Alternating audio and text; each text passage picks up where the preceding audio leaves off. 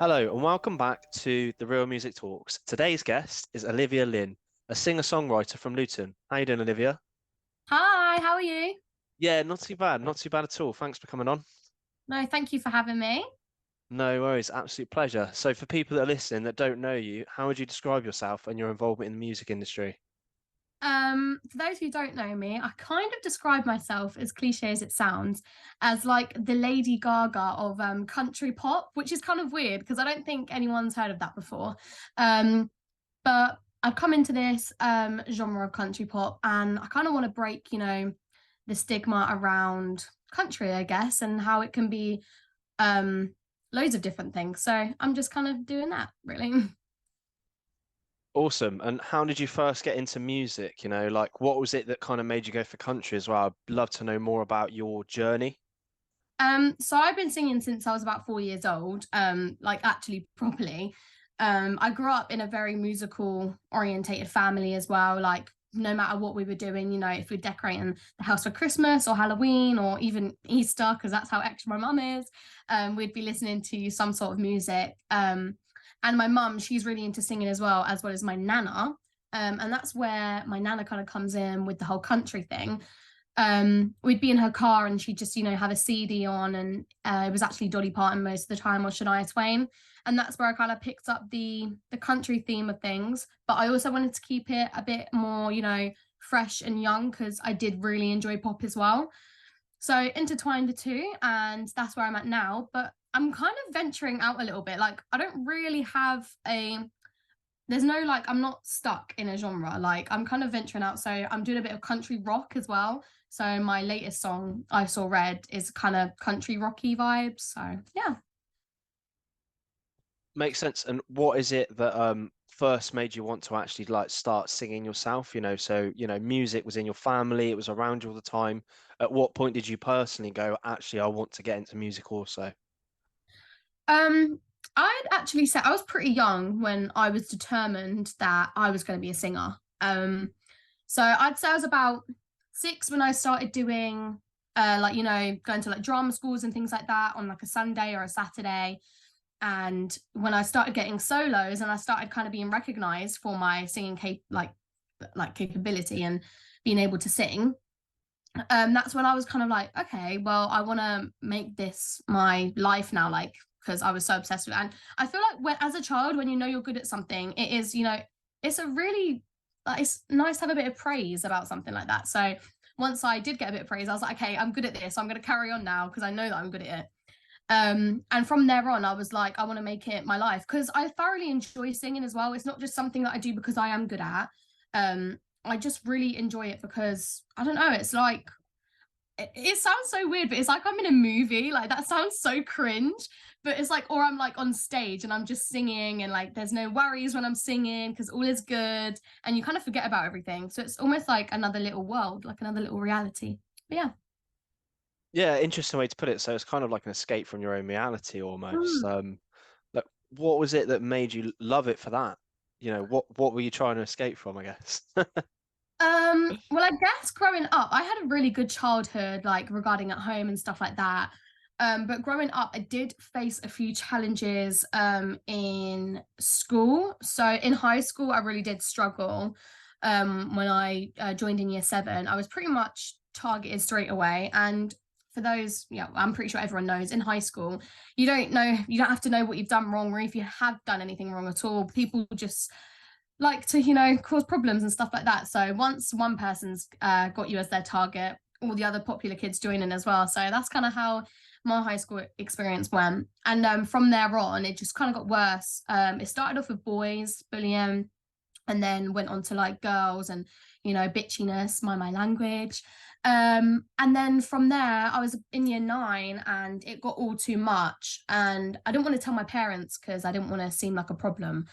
But in the end, my mum found out through via going through my phone, and found out that I wasn't very happy. So yeah, we got some help, and I ended up dropping out of high school, and I was homeschooled. But that was what I was trying to escape from. And the sad thing is that whilst I was trying to escape from that, I lost my love for singing during all of that. And I decided that in year 9, I didn't want to be a singer anymore, and that I wasn't good at it. And I just wanted to have a normal kind of, you know, everyday job like someone else. But when I sat down and spoke with my mum and my dad, who are so, so supportive, and I got my love back, as you can tell, because I'm here today talking to you, which I'm really happy about. So sorry, I just kind of blabbed on there. Don't know when to stop talking. No, it's okay. It's great to hear about that. So, how did you find that love for music again? I mean, you said your parents sat you down, they were supportive. What did that process look like, I guess? Um, so actually, me and my mum sat down and she said to me, you need to find a song that is your song. So at this point, I was songwriting, but I wasn't songwriting like, to me, I wasn't songwriting for songwriting. I was just songwriting as kind of like, you know, to keep my emotions in check and, you know, kind of document how I was feeling. So my mum said, look, you need to find a song, find an artist, whether or not the song means something different to them than it does to you, and you need to be able to relate to it. And at first I was like, oh my God, like, mom, that's so weird. Like, what? And then I found this song and it was Warrior by Demi Lovato. And it's actually about Demi overcoming her drug abuse and, you know, everything that she went through with that. And obviously it means something completely different to me. And it meant about how strong I was coming out the other end of high school. So in a way, that kind of got me up and started again. And, you know, like, do you know what? If Demi can do it, I know it's completely different scenarios, but if Demi can do it, then I can do it. And from there, I started writing a lot more songs for myself and using my like past and my trauma within my music. And yeah, that's kind of how I got back up and, you know, back up on the horse again, I guess. Makes sense. How did you sort of like pick up all these skills? How did you learn songwriting? Did you take like music lessons, singing lessons? Be good to hear a little bit about that. Yeah, 100%. So like I said, I was in drama school for a bit when I was younger, and then I went to a drama school in Hitchin for a couple of years as well, where I did sing. I did do some songwriting. No, not songwriting, some singing lessons with an amazing singing teacher who, yeah, was absolutely brilliant and taught me a lot. But I didn't do singing lessons properly till I was about like 10, 11. Um, and then from there, it kind of just stuck with me, I guess. I do the odd singing lesson here and there, maybe like before a gig or something, or if I've got something coming up. But I kind of know enough knowledge, like I have enough knowledge that I can, you know, warm myself up and sort of like, you know, keep on top of myself like that. But so I did do a bit of singing lessons, but songwriting is kind of weird because it just kind of came to me. Because I did struggle talking at the start about my emotions and about what was going on. I was actually under counseling, and they were like, would you ever write like a diary? And I was like, oh, like I'm not really a person that does writing like that. Like I never really enjoyed it. And I never really enjoyed like reading books and stuff. And then she was like, oh, okay, well, what do you enjoy doing? And I'm like singing. And then she was like, okay, well, write a song. And I was like, what? You can't just do that. It's like, yeah, you can. Just write a song. And I was like, oh, okay. So then I did it and actually wrote my first song. It's called China Doll. And I do want to release it one day, but it means so much to me that it needs like so much TLC before I release it. And yeah, that was the first song I ever wrote, and it worked. And I was like, oh, like all my emotions are now on this page, and I feel a lot better, and I've just created something beautiful out of it. And then from there, I just started doing it more and more, and I write about everything now, about like breakups and boy problems, and you know, Modern Girl is about how I was signed to my management, and like I really want to go far, and I want to be seen.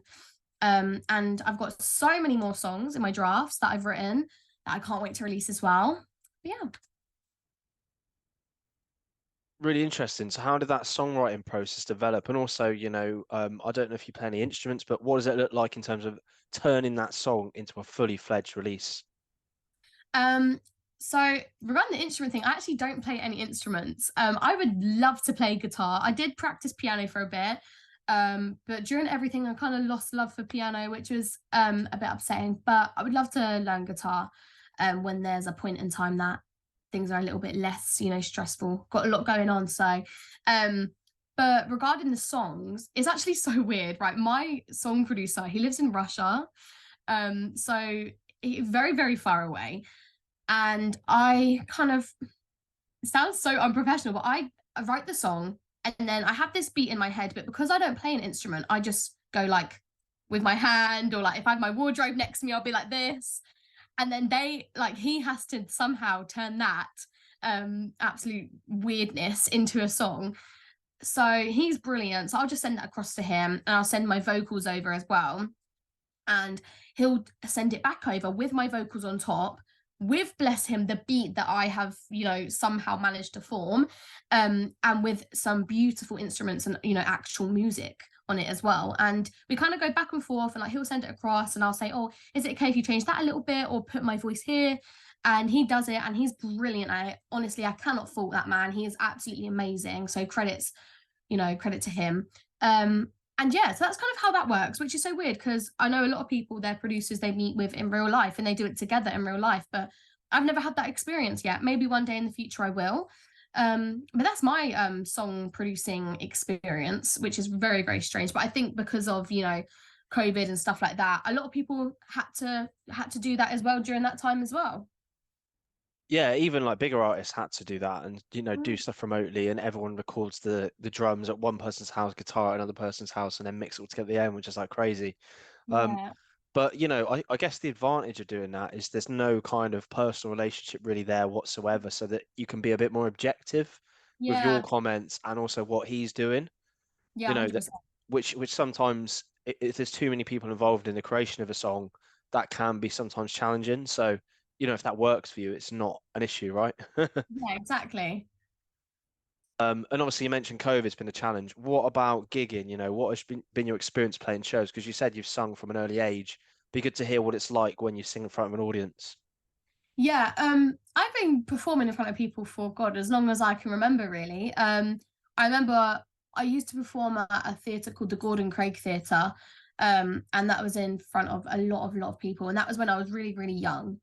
And one time, this is when I think my parents knew, right? She definitely just wants to be on stage. I was on holiday in Spain, and they were just doing like, I think it was like a competition, like almost like a Britain's Got Talent, but you just go up and do an act or something, just a bit of fun. And I took it so seriously. I was like, right, I need someone to print off the lyrics to this song for me. I think I was about 6, and the song I chose was "My Heart Will Go On" by Celine Dion. And they printed it off, and I just got up on stage, and there was about 200 people there, and I just started belting out this song. And I can't even make this up. Some people started crawling over the hotel walls, like to come and listen and come and sit in this place where we were all singing. Because as a child, you have so much confidence. You haven't really, I know some people are different, but I hadn't been through anything where my confidence was ever shot down at that point in time. So I did have so much confidence. I was like, okay, I don't care what anybody thinks. I'm just going to sing because I love singing. So from there, I guess you could say I kind of conquered my fear of crowds. And then as I got older, I started doing a lot of charity gigs for Keach and Macmillan Cancer Support and things like that. And I've also done some things for like Diwali in my hometown, which has been really cool and really amazing experience. And I've actually got some gigs coming up. I have done loads of others, but when you're like sat and you actually can't remember off the top of your head. But I've got some coming up. I've got one in Bedford. I'm supporting someone, which is absolutely amazing. I've never supported anyone before. So this is my first supporting gig, which is really, really fun. And I've also got one at Country on the Coast in Portsmouth on the 22nd of April, which is really fun because that is my first ever festival. Because of COVID and things like that, I was supposed to do a festival in Spain, and ticket sales and things like that, it kind of dropped, and nothing ever happened, and I didn't get to perform there. So that was a bit of a bummer, but this is coming up, and it's my first ever festival. I'm so excited, but as well as honestly really, really scared because as I got older, I did kind of get a bit more nervous performing and things like that, but I cannot wait, which is really, really cool. Yeah, I was going to ask that. Has that like nervous kind of energy changed as you've got older and obviously experienced more, right? Because I've always found that as you get older, that you think about like the negatives and the things that could Yeah. happen are going to go wrong a lot more. So how do you manage that now, I guess? Yeah, no, I have to agree with you there. As I have gotten older, I do think a lot more like negatively, which is obviously really annoying. But I do tend to think like, oh, like what if they don't like my music, or like will this and that, or what if this happens? And I've had my fair share of you know, bad things happening when I've been gigging. I mean, the amount of times where I've been, you know, waiting for my backing track to come in because I don't play an instrument. And I'm just sat there and I'm like, right, like, and then you're like, now I have to talk to the audience. So, hi guys, how is everyone? What an icebreaker. And then you have to like talk to them and you make jokes with them about your music not coming in. It's really awkward. So things like that actually do kind of help the situation. But obviously it's like a singer's worst nightmare. But as I've gotten older, yeah, certainly I do get a lot more nervous. But I tend to relax. It sounds so weird, but I tend to relax my body a lot more because obviously, you know, you do vocal warm-ups and things like that. But I've noticed that on stage, if my body is not relaxed, I don't feel right. Like I don't feel like I can perform and my stage presence is off. So I've started doing body exercises and, you know, weird ones like with my face and my tongue. And that in itself kind of relaxes me a bit. And I always have to drink so much water as well, because I always forget that when I go up on stage, because I am so nervous, my mouth goes so dry like the Sahara Desert. Like I need like a bucket of water to like soothe it. It's so bad. But once you're up on there, and when my family and my friends are in the audience, I set my eyes on them and I know that I'm okay and it's going to be all right. So That's an interesting point. So that you kind of focus on the people that you know that you see in front of you rather than looking at everyone that you don't know, I guess. yeah, 100%. Awesome. What about some of the struggles that you've had so far? It'd be good to hear about like maybe some of the things that have gone wrong and how you've dealt with them, perhaps. Yeah. I'd say struggles I've had so far. I mean, obviously, like I said, COVID really took a toll on everybody. So it was really hard to get my music up and running. It was supposed to be, my first song was supposed to be out a lot earlier than it was released. But obviously we couldn't because of, you know, COVID and things like that. And we didn't really get to go in the studio too much. Um, I'm trying to think really. Like I said, like every time I've done a gig, there's been a few times where, you know, the music isn't right, or like someone sent the wrong backing track across, which is really annoying because anyone knows there's like millions of different backing tracks, but for the same song. So like one will be of harmonies, one will not have harmonies. And it's really frustrating sometimes when it's like there's the wrong backing track. So that has happened a few times, but you just roll with it. And there's been a few occasions, which is really embarrassing because it's my own song, where I've messed up the lyrics on my own song. I genuinely did not think that was possible, but it is, and it's happened on a few occasions now. But luckily, because I'm not Lady Gaga and, you know, not a lot of people know my songs, I can kind of, you know, sing it and go off and no one will really notice, which is really good. But that does happen quite a lot. But I think that's a nervous thing because I'm trying to focus on what I look like and how I'm performing rather than the song and what I'm about to sing next. But yeah, I guess there's some of the struggles that I've kind of gone through, I guess, so far. Nothing too major, which I'm happy about. And what about how you present yourself in terms of, you know, social media and the business and networking side? It'd be good to hear about your experience with that. You know, how do you promote yourself, I guess? 100%. Social media is literally my life. I know some people probably find that so embarrassing to say, but it's the truth, and I'm not going to lie about it. I started, my biggest social media platform is TikTok. I started TikTok, well, back when it was Musically, I did it, but I started doing it properly during lockdown. I was bored and I thought, right, I'm just going to post videos. Didn't think anything of it. And then one day it just blew up. And from there on, I just gained my followers, and I saw what the people liked and I carried on doing it. And yeah, carried on getting more followers. My Instagram, I tend to do a lot of photo shoots, like loads of photos. I make my mum take loads, I make my friends take loads, which sometimes can be a bit embarrassing in public, but you know, they're kind of used to it now as well. Networking, I've got amazing management behind me who network amazingly. I've got my own social media page. I've got a website. I've got a LinkedIn, so they've done everything like that for me. My mum is an amazing networker, to the point we'll be out and she'll just randomly start telling someone to follow me. I can't even make this up. Like we was out for St. Patrick's Day and she was like going around, like she was a little bit drunk, not gonna lie, but she was like going around talking to people and she was like, oh yeah, that's my daughter, go follow her on Instagram. I'm pretty sure I got like 5 to 10 new followers that night just because she was going around telling people.